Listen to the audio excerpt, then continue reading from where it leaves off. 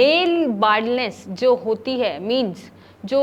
पुरुषों में गंजापन दिखना शुरू हो जाता है या आपने अक्सर देखा होगा, रोक सकते हैं और ऐसी क्या चीज़ें करें जो घर पे ही हमें पता चल जाए कि यस अभी हमें हेयर लॉस होना शुरू हो गया है और ये बाल्डनेस तक ना पहुँचे, गंजेपन तक ना पहुँचे। सो आप अपनी स्टेजेस जानना चाहते हैं हेयर फॉल के बारे में तो आप फॉर्म भर सकते हैं, क्वेश्चंस के आंसर्स दे सकते हैं और स्टेज के अकॉर्डिंग अपना ट्रीटमेंट लेके अपना कॉन्फिडेंस बूस्ट कर सकते हैं।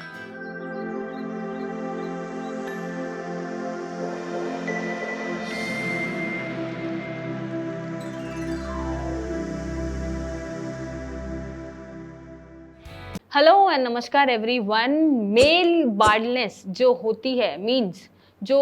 पुरुषों में गंजापन दिखना शुरू हो जाता है या आपने अक्सर देखा होगा कि जो हमारे ये जो लाइन होती है माथे पे हेयर की जो हम विडोज पीक बोलते हैं वो मेल में कुछ टाइम के बाद पीछे होती चली जाती है, यहाँ से फोरहेड ब्रॉड होता चला जाता है या बीच में से वो गंजे हो जाते हैं, सिर्फ साइड्स में बाल होते हैं। तो ऐसा अक्सर क्यों होता है आज हम इस वीडियो में बात करने वाले हैं। पहले समझना पड़ेगा कि इसका कारण क्या है और फिर हम इसको कैसे रोक सकते हैं और ऐसी क्या चीजें करें जो घर पे ही हमें पता चल जाए कि यस अभी हमें हेयर लॉस होना शुरू हो गया है और ये बाल्डनेस तक ना पहुंचे, गंजेपन तक ना पहुंचे। उसके लिए हमें घर पे ही क्या प्रिकॉशंस लेने हैं जिससे हमें किसी डॉक्टर की जरूरत जल्दी ना पड़े। तो आज हम पहले समझेंगे कि हेयर फॉल जो मेल में हो रहा है वो हुआ क्यों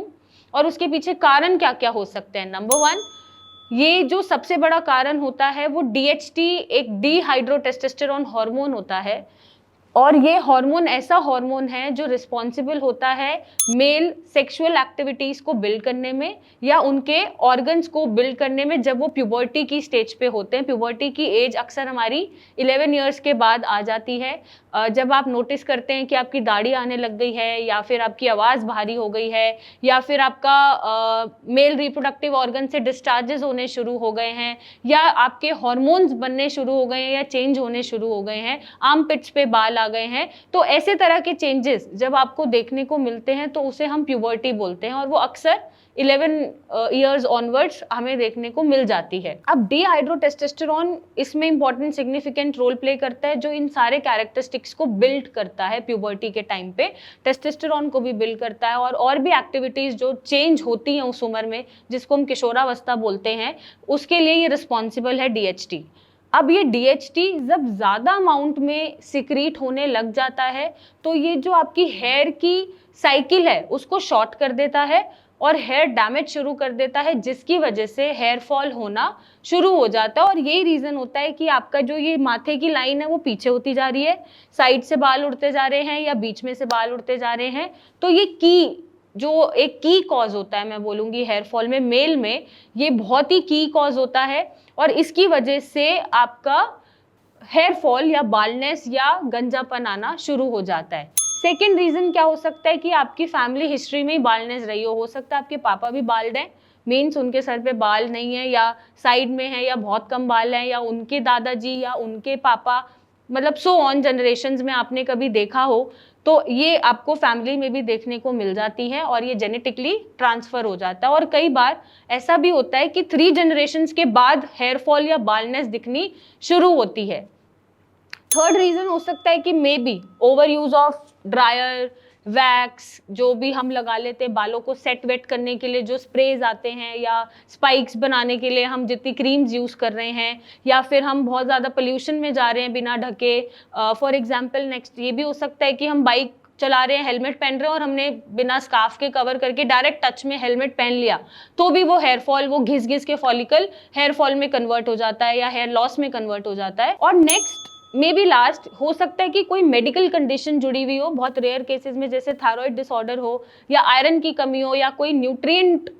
जो बॉडी में होते हैं, मल्टीविटामिन्स होते हैं, उनका शॉर्टेज पड़ रहा हो, इन सब की वजह से भी आपको हेयर फॉल देखने को मिल जाता है। अब ये तो हो गया कारण, और आपको अगर डायग्नोस करना है अपना हेयर फॉल तो आप सिया के पेज पे जाके crveda.com जब आप विजिट करेंगे वहाँ पे एक हेयर टेस्ट है, आप उस पर क्लिक करिए, उसके क्वेश्चंस के आंसर्स दीजिए तो आपको अपना हेयर फॉल का स्टेज पता चल जाएगा कि कौन सी स्टेज पे आप लाई कर रहे हैं। क्योंकि एक स्टेज के बाद सिर्फ प्रोडक्ट से हेयर फॉल को क्योर करना या ठीक करना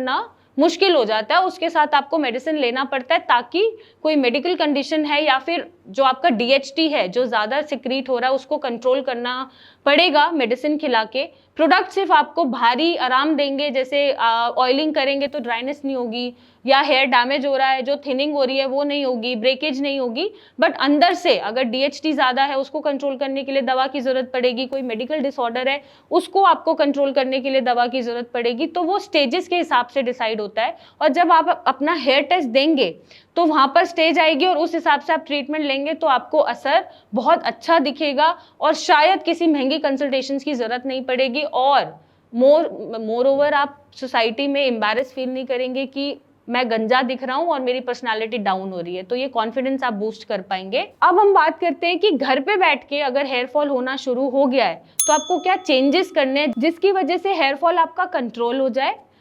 और आपके जो स्टेजेस हैं हेयर फॉल के वो हेयर लॉस में कन्वर्ट ना हो, और ये एडवांस लेवल पे या स्टेज पे ना पहुंचे। सो नंबर 1, आपको जो हमारी चाय पत्ती होती है, चाय पत्ती को पानी में उबाल के फिल्टर करके आप उसका स्प्रे बना सकते हैं, क्योंकि ये आपका जो हेयर थिनिंग हो रहा है या ब्रेकेज हो रहा है, या मतलब मैं बोलूँगी कि कमज़ोर पड़ रहा है, उसमें स्ट्रेंथनिंग देंगे, नरिश करेंगे, वैसे भी शाइन करेंगे, और वो स्प्रे की तरह आप यूज़ कर सकते हैं जैसे हम सिरम्स यूज़ करते हैं। तो आप अपने सिरम को इससे रिप्लेस कर सकते हैं। नंबर 2, अक्सर हमें ये लगता है कि अगर हेयर फॉल हो रहा है तो हम चंपी करना छोड़ दें या मसाज करना छोड़ दें। आपको ऐसा नहीं करना है। वीक में एटलीस्ट 2 से 3 बार कोकोनट ऑयल से, या जो भी ऑयल आपको सूट कर रहा है, वो आप जेबरंडी ऑयल भी ले सकते हैं, उससे आप मसाज ज़रूर करेंगे ताकि ड्राइनेस ना बने। ड्राइनेस से अक्सर क्या बनता है, कई बार डैंड्रफ या फ्लेकीनेस बन जाती है जिसकी वजह से और हेयर फॉल होता है। तो ड्राइनेस को प्रिवेंट करने के लिए आप 2 से 3 बार हफ्ते में मसाज ज़रूर करें। कोकोनट ऑयल और जेबरंडी ऑयल से भी करेंगे, वो भी आपका हेयर ग्रोथ को प्रमोट करेगा। या आप सिया का हिबिस्किस ऑयल भी यूज कर सकते हैं ताकि आपका जो हेयर फॉल हो रहा है उसको कंट्रोल कर सके और बालों में थोड़ी ताकत डाल सके। नंबर 3, बार बार आप अपने बालों को वॉश नहीं करेंगे। जैसा होता है कि ऑलमोस्ट बॉयज क्योंकि शॉर्ट हेयर होते हैं तो उन्हें लगता है नहाते हुए हम डेली वॉश कर लेते हैं, तो डेली वॉश ना करें। गर्ल्स फिर भी वीक में 2-3 बार ही वॉश कर पाती हैं क्योंकि लेंथ होती है और हैवीनेस होती है, टाइम टेकिंग प्रोसेस होता है। तो आप बार बार वॉश ना करें, हफ्ते में 2 से 3 बार ही वॉश करें। ज़्यादा वॉश करने से भी हेयर फॉल बढ़ सकता है। नंबर 4, बहुत ज़्यादा आप ड्रायर्स का यूज़ ना करें। बहुत ज़्यादा जो स्प्रेज होते हैं या वैक्स होती है या फिर जेल्स यूज़ करते हैं, उनको आप जितना अवॉइड हो सके करें। नेक्स्ट आप ये कर सकते हैं कि जब भी आप ट्रैवल कर रहे हैं तो अपने स्कैल्प को ढक के एक कॉटन के कपड़े से बांध के ही हेलमेट पहने या ट्रैवल करें। पोल्यूशन के एक्सपोजर से बचें। और लास्टली स्ट्रेस ना लें। अगर स्ट्रेस लेंगे तो हो सकता है कि आपकी जो प्रॉब्लम है वो बढ़ जाए, क्योंकि ऑब्वियसली स्ट्रेस हर बीमारी को ट्रिगर करता है, हर बीमारी को बढ़ाता है। तो स्ट्रेस नहीं लेना है, और साथ में ईटिंग हैबिट्स इतनी खराब नहीं होनी चाहिए कि वो कोई ना कोई डैमेज आपकी बॉडी में दे। तो आप जैसे अल्कोहल इंटेक ज़्यादा है, स्मोकिंग ज़्यादा है, टोबैको ज़्यादा, उसको आप कंट्रोल कर सकते हैं और हेल्दी फूड को प्रमोट कर सकते हैं ताकि ऐसी कोई भी चीज़ें आपकी ना बढ़ें और वो घर पे बैठ के ही कंट्रोल हो जाएं। तो ये कुछ चीज़ें थी आज मैंने शेयर करी हैं आपसे अबाउट हेयर फॉल मेन में, क्योंकि हमें लगता है कि फीमेल्स में ही हेयर फॉल हो रहा है या बाल झड़ रहे हैं या बाल पतले हो रहे हैं, बट नहीं। जो मेल हैं, जो पुरुष हैं, उनमें सबसे ज़्यादा हेयर फॉल होता है,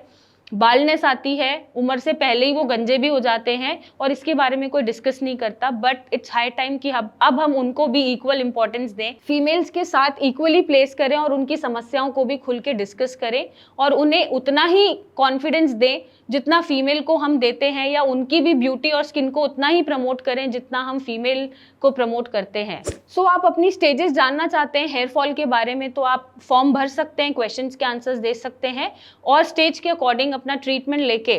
अपना कॉन्फिडेंस बूस्ट कर सकते हैं और खुद को सोसाइटी में आप एम्बैरेस फील ना करते हुए